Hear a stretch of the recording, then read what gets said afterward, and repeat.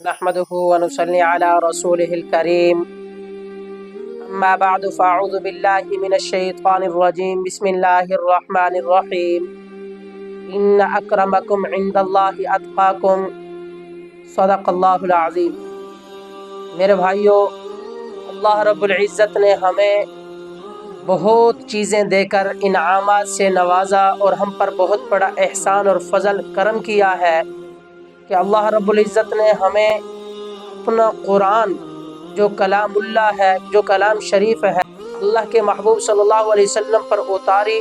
اور اس کے بعد ہمیں اس کی پڑھنے کی توفیق عطا فرمائی ہے۔ یہ ہمارا کوئی کمال نہیں، یہ اللہ کا انعام ہے۔ آج میں اس بیان کے اندر دو چیزوں کے اوپر گفتگو کرنے لگا ہوں۔ پہلی بات کہ اللہ کے محبوب صلی اللہ علیہ وسلم نے جو قرآن اللہ کا اتارا ہوا، نازل کیا ہوا، وہ ہم تک پورا اور صحیح طریقے سے پہنچا دیا۔ اب بات یہ ہے کہ ہمارے اساتذہ کرام، علماء کرام اور والدین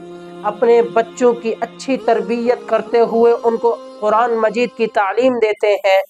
اور اس قرآن کو حاصل کر بچہ قرآن کو دل کے اندر محفوظ کر کے اس کو لوگوں تک پہنچاتا ہے، لوگ اس سے فائدہ اٹھاتے ہیں۔ اب بات یہ ہے کہ ادھر سے ہمارے جو دنیا دار طبقہ حضرات اب کیا کرتے ہیں، اپنے بچوں کی تربیت نہیں کرتے بلکہ ان کی زندگیوں کو ہلاک کر رہے ہیں، ان کو زندگیوں کو دشوار بنا رہے ہیں۔ کوئی ان کی کامیابی نہیں ہے۔ انگریز کے طرز پر، امریکہ کے طرز پر اب وہ بچوں کو تعلیم دے کر یہ سمجھتے ہیں کہ دنیا میں ہمارا بچہ کامیاب ہو گیا۔ اللہ کی قسم، اس طرح معاملہ نہیں ہے۔ اگر اللہ اسی دنیا پر فیصلہ فرماتے تو قارون کو اللہ رب العزت کامیابی عطا فرماتے، موسیٰ علیہ السلام کو ناکامی، بلکہ اللہ نے قرآن کے اندر بھی بار بار یہی فرمایا کہ میں نے عزت جو ہے وہ دین پر چلنے پر رکھی ہے، اور اللہ رب العزت نے دنیا کو کوئی دار و مدار کامیابی کا نہیں رکھا۔ تو سوچنے کی بات یہ ہے، پہلی بات جو میں کرنے لگا تھا وہ یہ ہے کہ قرآن پڑھ کر جس بچے نے ایران کے دلوں کو بھی جیت لیا، ایران کے دلوں کو جیتنے کے باوجود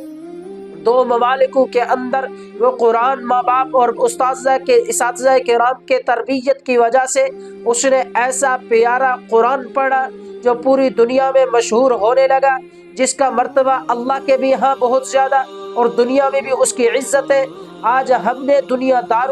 دار طبقہ حضرات نے اس کو کتنا پروٹوکول دیا، اس کو کتنا عزت بخشا۔ میرے بھائیو، آج ہمارے سامنے ہے، آپ یوٹیوب پر چلے جائیں، آپ فیس بک پر چلے جائیں، اس بچے کی کوئی اتنی خاص تعریف نہ ہوئی، اس کے مقابلے کے اندر دنیا دار طبقہ جو ایک بچہ جو ویلوگ بناتے ہوئے اپنے آپ کو مشہور کروا رہا ہے کہ دنیا کے اندر میرا واہ واہ ہو، دنیا کے اندر میری پہچان ہو، اس کے ذریعے سے میں ارننگ کر سکوں، پیسہ کما سکوں، اس بنیاد پر اس بچے نے ویلوگ بنانا شروع کر دیے۔ آج کل اس بچے نے وزیر اعظم شہباز شریف کے گھر کے وہاں پہنچ کر وزیر اعظم نے اس کو کتنی عزت دی، کتنا اس کو پروٹوکول اس کا کیا کہ اپنا کرسی چھوڑ کر بچے کو اپنی جگہ بٹھا رہا ہے۔ تو میرے بھائیو، آج سوچنے کی بات ہے، جو دنیا داری کے لحاظ سے اس بچے کو اتنا عزت دے رہے ہیں، اس بچے کی تعریف کر رہے ہیں۔ یوٹیوب چینل پر آپ چلے جاؤ، یوٹیوب کے اندر وہاں پر آپ اینکروں کو دیکھیں، وہاں پر آپ بریکنگ نیوز والوں کو دیکھیں، آپ نیوز والوں کو دیکھیں، وہ سارے اس بچے کا پرچار کر رہے، اس بچے کی تعریفیں کر رہے کہ شہباز شریف کے گھر پہنچا، وہاں اس کی کتنی عزت ہوئی، کتنا اس کو پروٹوکول دیا گیا۔ میرے بھائیو، اس کے مقابلے کے اندر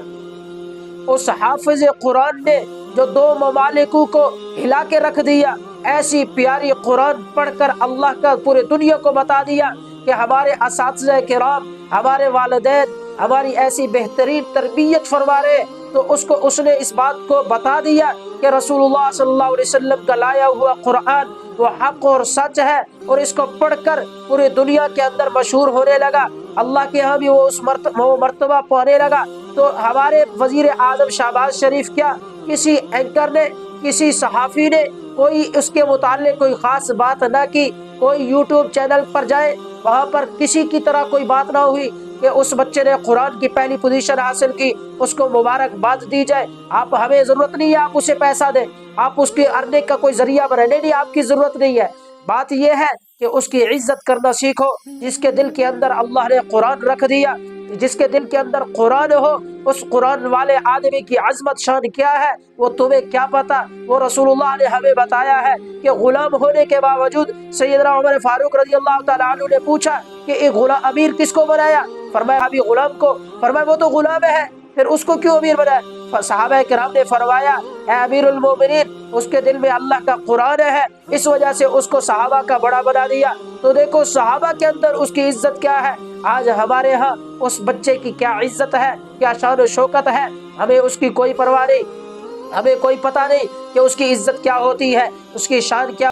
تو میرے بھائیوں، اس بات کو ہمیں سوچنا چاہیے کہ اللہ نے جس قرآن کو اتار کر ان لوگوں کے دلوں کو منور فرمایا، ان کے دلوں کو رنگ دیا، تو ان کے بارے میں ہماری کیا عزتیں ہیں، ہماری کیا باتیں ہو رہی ہیں کہ یہ مولوی حضرات کیا کھانا پینا ان کا، یہ تو غریب حضرات ہے۔ میرے بھائیو، اس طرح کی باتیں ہم نہ کریں، ہم ان کو عزت سے دیکھیں، ان کے لیے ان کا رتبہ اللہ نے بنایا ہے، ان کو رتبہ اللہ نے بخشا، محبوب کے صدقے سے ان کو رتبہ ملا۔ جو امریکہ کے غلامی کی توق پہن کر جو اس بادشاہی کے سیٹ پر بیٹھے ہیں، جو وزیر اعظم بن کر بیٹھے ہوئے ہیں، جو ہمارے،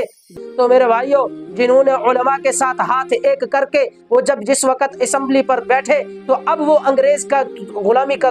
توق پہن کر گلے میں اب وہ بیٹھے ہیں۔ میرے بھائیوں، ان سے ہرگز کوئی نفع کی امید نہ رکھیں۔ اللہ تبارک و تعالی سے دعا ہے کہ اللہ رب العزت ہمیں علماء کرام کے ساتھ محبت، حفاظ کے ساتھ محبت دے، آمین۔